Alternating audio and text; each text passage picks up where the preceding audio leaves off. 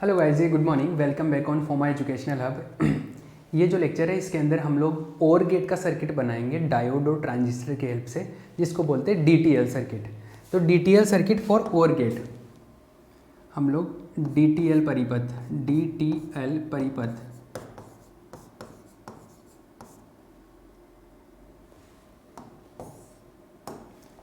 और द्वार का डीटीएल परिपथ, DTL circuit for OR gate या of OR gate. DTL circuit है ना। डीटीएल का मतलब हो गया, डी का मतलब डायोड हो गया और टी का मतलब हो गया ट्रांजिस्टर हो गया और एल का मतलब हो गया लॉजिक हो गया, है ना। तो ट्रांजिस्टर डायोड मतलब एक चीज़ ये समझ में आ रही है कि डायोड भी काम में लेना और ट्रांजिस्टर भी काम में लेना, ठीक है। तो ट्रांजिस्टर और डायोड जब काम में लेंगे तो डायोड ट्रांजिस्टर लॉजिक हो जाएगा। क्लियर है। तो ये हेडिंग लिख लो, फिर इसके अंदर मैं कुछ एक लिखवा देता हूँ, एक आधी लाइन इन्फॉर्मेशन के लिए, फिर वही 4 केस लेंगे और स्टडी करेंगे, ठीक है। तो लिखो, डायोड व ट्रांजिस्टर की सहायता से, डायोड व ट्रांजिस्टर की सहायता से बनाया गया तार्किक परिपथ, डायोड व ट्रांजिस्टर की सहायता से बनाया गया तार्किक परिपथ डीटीएल परिपथ कहलाता है, डीटीएल परिपथ कहलाता है। The circuit made with the help of, the circuit made with the help of diode and transistors, the circuit made with the help of diode and transistor is called the circuit made with the help of diode and transistor is called DTL circuit, is called DTL circuit। ठीक है। ये circuit कैसे बनता है पहले circuit देख लेते हैं, फिर इसके चारों कंडीशन स्टडी करेंगे। ये सर्किट है ऐसा,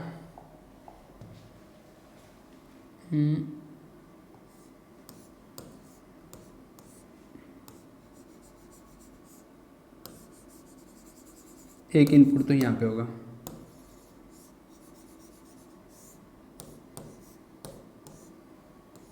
यहाँ से जो भी आउटपुट निकलेगा डायोड से, इसको मैं I1 बोल देता हूँ, इसको I2 बोल देता हूँ, इसको डायोड D1 बोल देता हूँ, इसको डायोड D2 बोल देता हूँ, इसको R1 बोल देता हूँ, इसको R2 बोल देता हूँ, ठीक है। कुछ भी बोल लो इनको। यहाँ से जो भी आएगा, यहाँ ये ट्रांजिस्टर बना दिया मैंने, ये ट्रांजिस्टर के इनपुट पे जाएगा, ठीक है।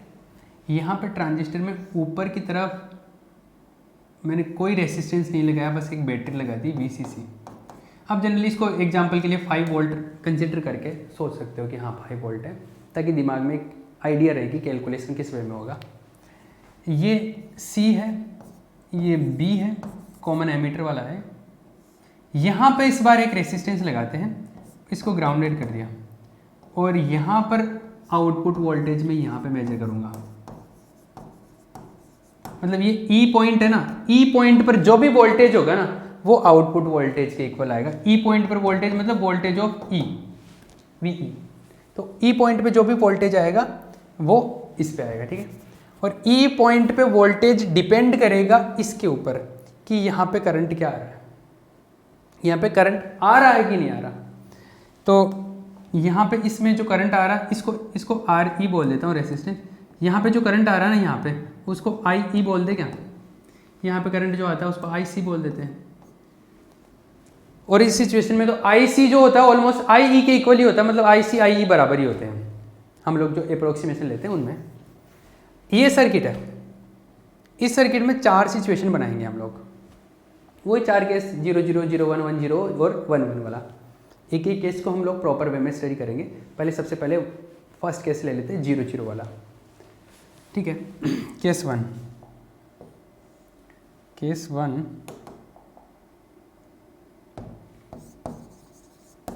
केस 1 जब दोनों निवेशी मान 0 हो, वही इसमें भी क्या, फर्स्ट केस में थोड़ी सी लैंग्वेज लिख लेते हैं, बाकी में फिर शॉर्ट में करेंगे हम लोग। When both inputs are zero, zero मतलब लो वोल्टेज, इसका मतलब हो गया कि A ज़ीरो है and B is also zero. Input यहाँ पे है भैया, ये A है एंड दिस इज B, तो दोनों क्या है, दोनों है अपने पास में ज़ीरो ज़ीरो, दोनों क्या है, ज़ीरो है, तो बोथ आर ज़ीरो। जब दोनों ज़ीरो है, ये भी ज़ीरो है, ये भी ज़ीरो है, तो ये दोनों कैसे हो जाएंगे, जैसे क्योंकि ये वाला जैसे ये P है, ये N है, ये P है, ये N है, तो ये जीरो है, ये भी जीरो है, तो कैसे हो गए, ये रिवर्स बाइस में, दोनों रिवर्स बाइस में। देखो यहाँ पे जो करंट आ रहा है ये, इसको I भी बोल देता हूँ, ये रिवर्स बाइस में, ये भी रिवर्स बाइस में, दोनों रिवर्स बाइस में है, तो करंट फ्लो नहीं होगा, I1 भी जीरो होगा, I2 भी जीरो होगा, इधर से ये भी जीरो, ये भी जीरो, तो इधर करंट आएगा ही नहीं, IB भी जीरो हो जाएगा। तो देखो क्या हुआ, जब दोनों निवेशी जीरो हो गए तो क्या होगा, अतः डायोड D1, अतः दोनों डायोड पश्च बायस में कार्य करते हैं, पश्च बायस में कार्य करेंगे, hence both diodes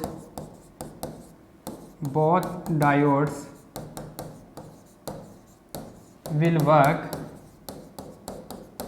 in reverse bias, दोनों रिवर्स बाइस में काम करेंगे, दोनों रिवर्स बाइस में काम करेंगे, तो इधर से I1 भी फ्लो नहीं होगा, I2 भी फ्लो नहीं होगा, I1 और I2 दोनों जीरो हो जाएंगे, अतः I1 भी जीरो होगा एंड I2 भी जीरो होगा, दोनों जीरो हो गए। चलो दोनों करंट के वैल्यू जीरो हो गए, ये भी जीरो हो गया और ये भी जीरो हो गया, ये जीरो, तो इधर IB का ना, तो इधर से अगर एक तरफ से I आ जाता तो IB अपने पास में मिल जाता, लेकिन अब दोनों से जीरो आ रहा, तो IB क्या हो गया, जीरो। अतः ट्रांजिस्टर की निवेशी धारा IB क्या होगा, जीरो होगा, hence input current of transistor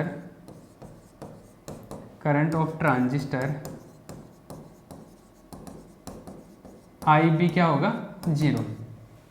अब ट्रांजिस्टर का इनपुट करंट IB जीरो हो गया, IB जीरो होते ही ट्रांजिस्टर किस में चला जाता है, कट ऑफ में। पहले बताया था मैंने, नोट गेट स्टार्ट करने से पहले 2-3 लाइन बताई थी ना डायोड और ट्रांजिस्टर के बारे में, वो है IB जीरो हो गया। अपने को यही चेक करना है कि ये संतृप्त में रहता है या कट ऑफ में रहता है, सॉरी कट ऑफ में है या सैचुरेशन में, संतृप्त में है या अंतक में। तो IB जीरो तो ये अंतक में चला गया, अंतक में चले जाते ये IC भी जीरो हो जाता है, ठीक है। अतः ट्रांजिस्टर अंतक क्षेत्र में कार्य करेगा, अंतक क्षेत्र में कार्य करेगा, हेंस ट्रांजिस्टर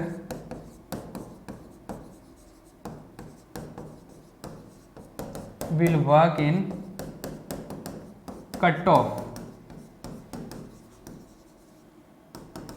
और कट ऑफ में काम करता है, तो कट ऑफ में काम करता तो IB जीरो होने की वजह से कट ऑफ में काम करेगा, तो IC भी क्या हो जाता है, जीरो, तो निर्गत धारा IC भी क्या हो जाएगा, जीरो।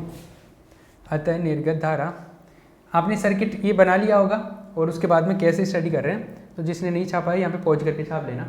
अतः निर्गत धारा हेंस आउटपुट करंट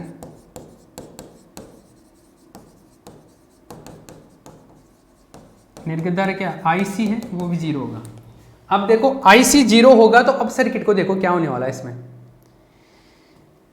इधर से IC जीरो है, IC जीरो है तो IE भी जीरो है, एक ही बात है, क्योंकि इधर से जो करंट आ रहा है वो क्या आ रहा है, इधर से IC जीरो IE जीरो है, क्योंकि यहाँ पे क्या होता है IC तो ऑलमोस्ट IE के इक्वली तो होता है, आपने पहले पढ़ा होगा, तो ये फॉर्मूला होता है ना अपना, IE is equals to IB plus IC होता है, आई बी का वैल्यू तो काफ़ी कम होता है, आई ई जो होगा ऑलमोस्ट आई सी के इक्वल होता है। हाँ ठीक है, तो आई ई जो है वो ऑलमोस्ट आई सी के इक्वल होगा, आई सी। अब आई सी जीरो है, आई सी जीरो है तो आई ई भी जीरो है। अरे आई सी जीरो हो गया ना आउटपुट करंट, क्योंकि कट ऑफ में है, अंतक में है, तो आई सी जीरो है तो आई ई भी जीरो हो गया। मतलब इधर से कोई करंट फ्लो नहीं हो रहा, कोई करंट फ्लो नहीं हो रहा, तो यहाँ पर वोल्टेज ड्रॉप नहीं होगा, वोल्टेज ड्रॉप नहीं होगा। तो यहाँ पे जितना वोल्टेज है उतना ही यहाँ पे, उतना ही यहाँ पे, उतना ही यहाँ पे, हर जगह पे उतना ही वोल्टेज चलता रहेगा। तो हर पॉइंट पे उतना ही वोल्टेज, मतलब यहाँ पे जीरो है तो जीरो जीरो जीरो जीरो यहाँ तक जीरो वोल्टेज आएगा। आई बात समझ? मतलब आपको चेक क्या करना है यहाँ पे चेक कर ये करना है कि ये सेचुरेशन में है या कट ऑफ में है, संतृप्त में है या अंतक में। जैसे सेचुरेशन या अंतक का पता चला, आपको ये पता चल जाएगा कि इधर करंट आ रहा है कि नहीं, और करंट आ रहा है कि नहीं आ रहा, उसके बाद में आप सर्किट से डिसाइड करोगे कि अच्छा सर्किट में करंट फ्लो नहीं हो रहा, करंट फ्लो नहीं हो रहा तो वोल्टेज ही ड्रॉप नहीं होगा। मतलब यहाँ पे जितना वोल्टेज है उतना यहाँ पे, उतना यहाँ पे, उतना यहाँ पे, उतना यहाँ पे, उतना यहाँ पे, तो ई पे वोल्टेज क्या होगा, यहाँ पे जितना हुआ है, तो यहाँ पे जीरो है, ग्राउंडेड है, तो जीरो वोल्टेज आ जाएगा, मतलब आउटपुट क्या हो गया, जीरो। ठीक है, आउटपुट जीरो आ गया। तो अतः निर्गत धारा आई सी बराबर जीरो है, इसलिए जो V आउटपुट है, आई सी जीरो है तो आई ई भी जीरो हो जाएगा। क्या हो गया, जीरो, क्योंकि आई ई भी जीरो है। तो V आउटपुट जीरो है तो V आउटपुट क्या आएगा, V ई के बराबर है, ई पर जो वोल्टेज है उसके बराबर है आउटपुट, तो आउटपुट V ई के बराबर है, तो ये भी क्या आ जाएगा, ये 0 वोल्ट के आ जाएगा। 0 वोल्ट का मतलब हो गया कि V आउटपुट जो है निम्न मिला है आपको, लो वैल्यू मिला है, मतलब 0 मिला है। कितना मिला है, 0 मिला है। इनपुट क्या था आपका, इनपुट जो था आपका, इनपुट जो था ये था आपका, ये था इनपुट 0 0 था, आउटपुट क्या मिला, 0। अभी तो ओर गेट को फॉलो कर रहा है, आगे की केसेस देखते हैं। अभी इतनी लैंग्वेज लिख दी, अब इतनी लैंग्वेज नहीं लिखेंगे, शॉर्ट में बात करूंगा मैं, है ना। ये चीज़ क्लियर हो जानी चाहिए। पहली कंडीशन अगर जिसको दिमाग में सेट हो जाती है तो वो आगे चीज़ें कर पाता है। कौन ये यहाँ पर ट्रांजिस्टर जब भी आता है तो आपको दिमाग में ये सेट रखना है कि संतृप्त क्षेत्र में जा रहा है कि कट ऑफ में। आपको एक बार ये पता चल गया कि कट ऑफ में है या सेचुरेशन में, उसके बाद में आप ये पता कर पाओगे कि यहाँ पे करंट आ रहा है कि नहीं, यहाँ पे करंट आ रहा है कि नहीं। और जैसे करंट का पता चल गया, उसके बाद तो आपको खुद को डिसाइड करना पड़ेगा कि यहाँ पर करंट नहीं फ्लो हो रहा तो वोल्टेज कितना होगा, करंट फ्लो हो रहा है तो वोल्टेज कितना होगा। ठीक है, ये चीज़ खुद बता पाएंगे आप, क्योंकि ये जो मैंने बेसिक सिखाया था ना फर्स्ट यूनिट स्टार्ट करने से पहले, वो बहुत सारी सर्किट बना के वो इसलिए सिखाए थे कि आप यहाँ पर इस चीज़ को कर पाओ। वो छोटे छोटे सर्किट बना के मैं काफ़ी सारी बेसिक चीज़ें क्लियर करा था, वो इसीलिए बताई थी। ठीक है, ताकि आप कहीं पे भी वोल्टेज पता कर सको। ये यहाँ पे कर रहे हैं। नेक्स्ट केस की बात करते हैं। ये केस फर्स्ट हो गया, केस 2 की बात करते हैं। तो केस 2 मैं एक बार ये जो सर्किट बनाया ना, इस सर्किट को दूसरे पेज पे ले लेता हूँ, ताकि हम लोग इसको इजीली बार बार इसको स्क्रॉल नहीं करना पड़े।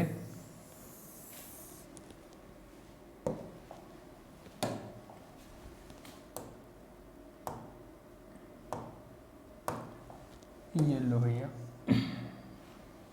इसको थोड़ा छोटा कर लेगा।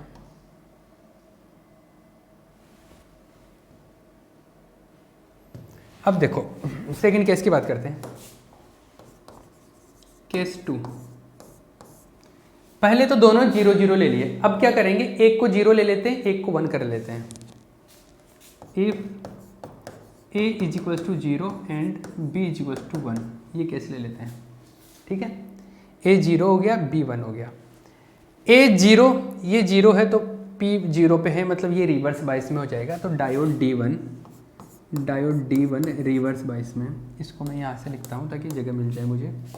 डायोड D1 रिवर्स बाइस में है, मतलब पश्च बाइस में है।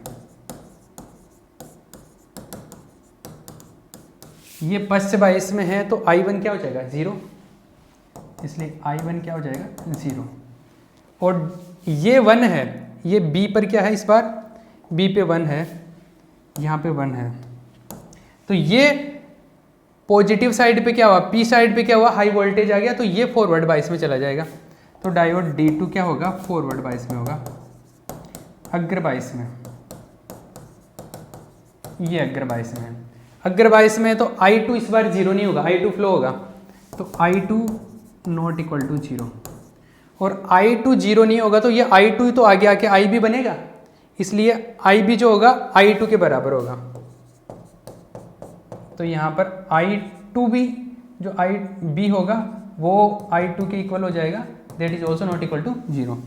तो IB भी 0 नहीं होगा। अब IB 0 नहीं है, IB का मतलब IB है इनपुट करंट है ट्रांजिस्टर का, निवेशी धारा है ट्रांजिस्टर की। तो ट्रांजिस्टर की निवेशी धारा 0 नहीं है, ये 0 नहीं है, मतलब ट्रांजिस्टर में इनपुट आ रहा है अभी, मतलब ट्रांजिस्टर काम करेगा, तो इधर से भी करंट आएगा, IC आएगा, तो IC भी 0 नहीं होगा। अतः IC is also not equal to 0, IC भी 0 नहीं होगा।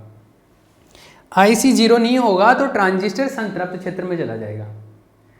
अगर ये 0 होता तो कट ऑफ में चला जाता है, ये 0 नहीं होता तो संतृप्त में चला जाता है, सैचुरेशन में। इसलिए ट्रांजिस्टर संतृप्त क्षेत्र में कार्य करेगा, संतृप्त क्षेत्र में कार्य करेगा। Transistor therefore transistor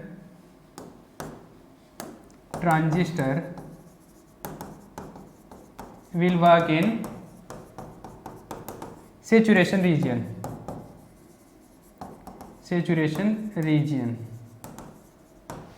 transistor will work in saturation region. तो ये सैचुरेशन रीजन में काम करता है, ठीक है। अब देखो ये सैचुरेशन रीजन में काम करेगा, ये अगर सैचुरेशन रीजन में काम करता है तो क्या होगा, ये अगर सैचुरेशन रीजन में काम करेगा तो क्या होगा, देखो ये अगर सैचुरेशन रीजन में काम करेगा तो IC नॉट इक्वल टू 0 है, IC नॉट इक्वल टू 0, तो इधर से ये 0 नहीं है तो IE भी 0 नहीं होगा, क्योंकि इधर से करंट आ रहा है तो वो इधर निकल जाएगा, मतलब इसमें से IE भी 0 नहीं होगा। अरे IC तो ऑलमोस्ट IE के इक्वल ही है ना, तो IC 0 नहीं है तो IE भी 0 नहीं है।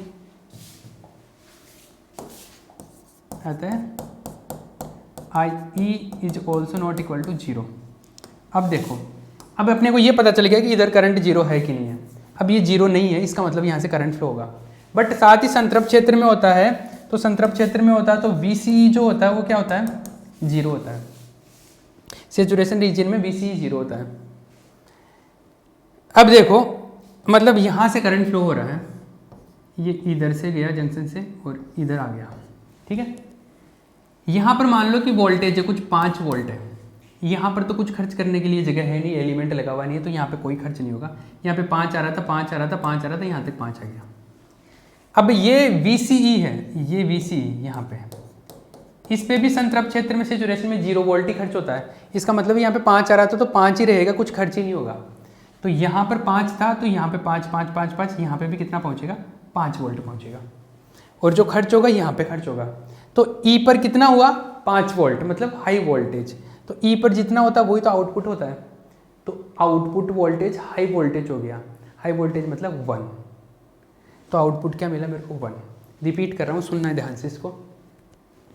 यहाँ पर हाई वोल्टेज है, ठीक है, करंट फ्लो हो रहा है, ये पता चल गया करंट फ्लो हो रहा है। अब करंट फ्लो हो रहा है तो यहाँ पर तो देखो मैंने कुछ लगाया नहीं, तो यहाँ पे तो कुछ खर्च करने के लिए जगह है ही नहीं, यहाँ पे कहीं पे भी ड्रॉप नहीं होगा। तो 5 वोल्ट आ रहा तो 5 volt 5 volt 5 volt 5 volt 5 volt 5 volt, यहाँ तक 5 वोल्ट आ जाएगा, क्योंकि ये VCE भी 0 है सैचुरेशन में, तो यहाँ पे कहीं पे भी खर्च नहीं होगा, यहाँ तक 5 वोल्ट पहुँचेगा। यहाँ पे VCE पे क्या हो जाएगा, ये VE क्या हो गया, 5 वोल्ट हो गया, सॉरी VCE पे नहीं, VE पे क्या हो गया, 5 वोल्ट, और यही क्या है, E पर 5 वोल्ट है, मतलब आउटपुट पे क्या हो गया, 5 वोल्ट। 5 वोल्ट मतलब हाई वोल्टेज जितना भी होगा। अतः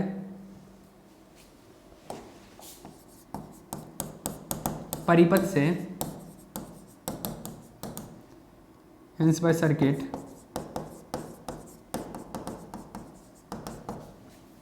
VC is equal to, sorry VC नहीं, V output V output is equals to V E, और वी ई क्या होगा, हाई वोल्टेज, उच्च वोल्टता। उच्च वोल्टता मतलब वी ई का वी आउटपुट क्या मिल गया आपको, वी आउटपुट मिल गया 1 मिल गया, 1 मिल गया, वी आउटपुट 1 मिल गया। और वी इनपुट क्या थे आपके पास में, इनपुट थे ये, इनपुट था आपके पास में क्या, ये था। 0 1 पे आउटपुट क्या मिला, 1 मिला, मतलब दोनों में से एक 1 है तो 1 मिल गया। ये सेकंड केस हो गया। अब थर्ड केस को स्टडी करेंगे। थर्ड केस भी सेकंड केस की तरह ही काम करेगा। थर्ड केस देखो, थर्ड केस को फटाफट देख लेते हैं हम लोग। केस 3, केस 3 में a इज इक्वल्स टू 1 और b इज इक्वल्स टू क्या होगा, 0।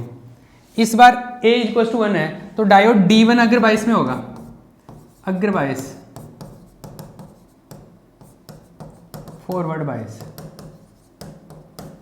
और D2 जो होगा वो रिवर्स बायस में होगा, पश्च बायस में। सेम वो ऊपर वाला है, बस इसमें पहले जहां पर D1 में जो सीन था वो इसमें D2 में आएगा।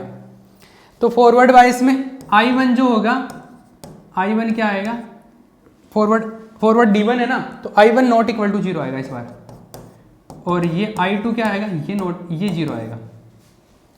तो इस बार I1 0 आ जाएगा, इस बार कौन 0 आएगा, I1 नॉट इक्वल टू 0 आएगा। इधर से करंट फ्लो नहीं होगा, इधर से करंट फ्लो होगा, इधर से करंट फ्लो होगा, तो दोनों में से किधर से भी करंट फ्लो हो गया, IB तो मिल जाएगा, तो IB भी 0 नहीं होगा, IB 0 नहीं होगा।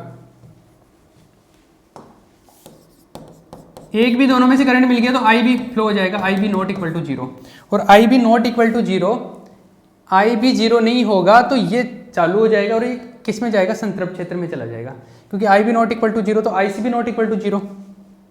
इसका मतलब है कि IC is also not equal to 0। इसका मतलब है कि IC भी 0 के बराबर नहीं होगा और ट्रांजिस्टर संतृप्त में चला जाएगा, संतृप्त क्षेत्र, सैचुरेशन रीजियन, सैचुरेशन रीजियन। देखो इसका लॉजिक समझ में आ गया ना, तब तो आसान है, तब तो कुछ भी याद नहीं रखना पड़ेगा, और लॉजिक समझ में नहीं आया ना तो घूमते रहोगे हमेशा के लिए, ठीक है ना। तो इसका लॉजिक समझ लेना ठीक से, इसको रट नहीं सकते आप, इसको रट नहीं सकते, लॉजिक समझना ही पड़ेगा। लॉजिक समझ में आया तब तो कर पाओगे, नहीं तो क्या रटोगे, इसमें क्या है रटने का, सर्किट को देख के करना पड़ेगा आपको ये, है ना। तो IB not equal to 0, IC not equal to 0, और IC नॉट इक्वल टू 0 तो IE नॉट इक्वल टू 0। और वो पहले वाली चीज होगी कि इधर से भी करंट, इधर से करंट फ्लो हो रहा है तो इधर से भी करंट फ्लो होगा, और इधर से करंट फ्लो होगा तो VCE भी 0 होगा, सैचुरेशन में VCE भी 0 हो गया, एंड VCE क्या हो गया, 0, और VCE 0 हो गया, IE नॉट इक्वल टू 0, तो पहले वाला सीन बन गया, इधर से करंट फ्लो होगा तो यहाँ पे तो कहीं पे ड्रॉप हो नहीं रहा, यहाँ पे 0 हो रहा है, यहाँ पे कुछ, यहाँ पे 5 5 5 5 5 5 5 5 5 यहाँ तक 5 वोल्ट आएगा, तो आउटपुट पे क्या मिल गया, 5 वोल्ट, मतलब हाई वोल्टेज, उच्च वोल्टता मिल गई, मतलब 1 मिल गया। तो V आउटपुट आता है, V आउटपुट जो होगा वो VE जो होगा वो क्या मिल गया, हाई वोल्टेज, उच्च वोल्टता। तो V आउटपुट जो मिला आपको वो मिल गया 1 मिला। और इनपुट क्या लिए थे आपने, इनपुट लिए थे ये, तो दोनों में से एक 1 है एक 0 है, तब अपने को 1 मिल गया। अब लास्ट केस ले रहा हूँ 1 1 वाला, लास्ट केस देख लो, case 4, if A is 1 and B is also 1, दोनों 1 है, दोनों फॉरवर्ड में रहेंगे इस बार, तो डायोड D1 फॉरवर्ड बायस, अग्र बायस, तो इसका करंट जो होगा I1 वो भी 0 नहीं होगा, और D2 भी फॉरवर्ड बायस में, अग्र बायस में होगा, तो इसका जो करंट है I2 वो भी 0 नहीं होगा। दोनों ही 0 नहीं होंगे, दोनों ही करंट फ्लो होंगे, तो दोनों करंट फ्लो होंगे, इधर से जो करंट आएगा और इधर से जो करंट आएगा दोनों का योग होकर इधर आ जाएगा IB, तो IB भी 0 नहीं होगा। इसका मतलब ये समझ में आया कि IB 0 नहीं होगा, इस बार IB 0 नहीं होगा, अतः IB 0 नहीं होगा, और IB 0 नहीं है तो वो किस में चला गया, संतृप्त में चला गया, सेचुरेशन में, संतृप्त क्षेत्र, संतृप्त क्षेत्र मतलब सेचुरेशन रीजियन, सेचुरेशन रीजियन, संतृप्त क्षेत्र सेचुरेशन रीजियन में चला गया। तो ये क्या होगा देखो, IB 0 है, सॉरी IB 0 नहीं है, IB 0 नहीं है, IB 0 नहीं होगा तो IC भी 0 नहीं होगा, और IC 0 नहीं होगा, सेचुरेशन में चला गया तो VCE क्या हो गया, 0 हो गया, और IC नॉट इक्वल टू 0 तो IE भी नॉट इक्वल टू 0,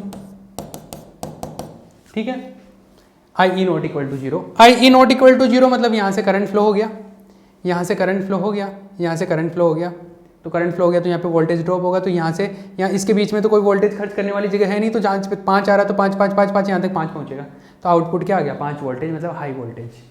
तीनों लास्ट के केस वो सिमिलर ही है, एक ही तरीके का सीन बन रहा है, तीनों लास्ट के केस एक तरीके से हैं।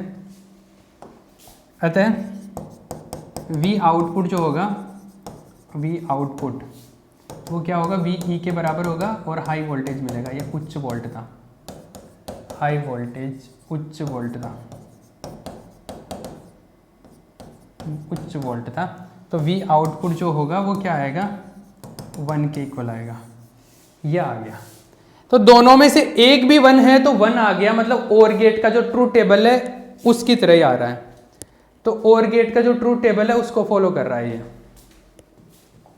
तो इसका ट्रूथ टेबल देख लो, सत्यमान सारणी, अतः सत्यमान सारणी ट्रूथ टेबल, ट्रूथ टेबल जो OR गेट का ट्रूथ टेबल आ रहा है वही तो मिल रहा है अपने को, ये वाला मिल रहा है अपने को, OR गेट का जो ट्रूथ टेबल मिल रहा है वही मिल रहा है।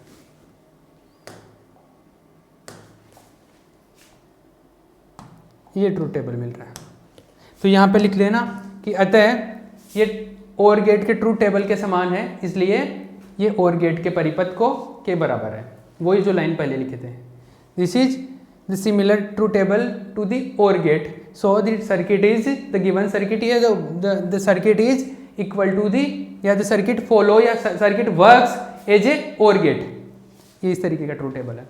इसको सॉफ्टवेयर की हेल्प से अगर देखें तो देखो, सॉफ्टवेयर की हेल्प से, एक सेकेंड,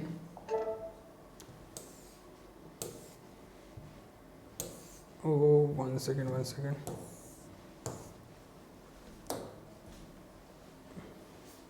अपने को DTL देखना है ना, ये रहा DTL सर्किट, देखो इसको टाइम देख लो, मैं एक बार, 2 मिनट बचे हैं शायद, हाँ 2 मिनट है अपने पास में, इसको फटाफट देख लो, मैं एक्सप्लेन कर रहा हूँ, ध्यान से देख लेना। देखो दोनों 0 है, पहले ये सर्किट है, दोनों 0 है, दोनों 0 है तो 0 मिलना चाहिए, देखो 0 मिल रहा है, यहाँ पे देखो ये मिल रहा है 0, ये 0 मिल रहा है, मैं कर्सर पे फोकस करो आप, कर्सर पे, दोनों 0 है तो 0 मिल रहा है, ये 0 मिल रहा है। अगर दोनों में से एक को 1 कर दूं, देखो इसको 1 कर दिया, एक को 1 कर दिया, एक को 1 कर दिया, तो देखो वोल्टेज ऊपर चला गया, 2 वोल्ट हो गया, मतलब हाई वोल्टेज मिल गया, एक तरीके से आप ये समझो, 2 हो या 5 हो कितना भी हो, लेकिन हाई वोल्टेज मिल गया। अब देखो इसको 1 कर रहा हूँ और दूसरे को 0 कर रहा हूँ, इसको 1 कर रहा हूँ, इसको 1 कर रहा हूँ, तो इसमें देखो कितना मिल रहा है, अभी जो मिल रहा है ये वाला मिल रहा है, ये कितना मिल रहा है 1.92, मतलब ऑलमोस्ट 2 वोल्ट के आसपास ही मिल रहा है, 2 वोल्ट के आसपास मतलब हाई वोल्टेज मिल गया, ये हाई वोल्टेज मिल गया, ठीक है। दोनों को 1 कर दूं, दोनों को 1 कर दिया, ये दोनों को 1, एक सेकेंड, दोनों को 1 कर दिया, दोनों को 1 कर दिया, देखो हाई वोल्टेज आ गया, ये 2 वोल्ट के आसपास ही वही। तो वो जो हमने जो पढ़ा है कि दोनों में से एक को भी अगर उच्च वोल्टता पे ले आऊँ, दोनों में से एक को भी अगर हाई वोल्टेज पे ले आऊँ, तो वो जो सर्किट है वो फॉलो हो रहा है, ठीक है। तो ये जो DTL सर्किट है OR गेट का, ये फॉलो कर रहा है, क्लियर है। ये OR गेट का DTL सर्किट कंप्लीट हो गया, अब हम लोग TTL सर्किट एक और बचेगा OR गेट का, वो कंप्लीट करेंगे नेक्स्ट पार्ट में, क्लियर, ओके।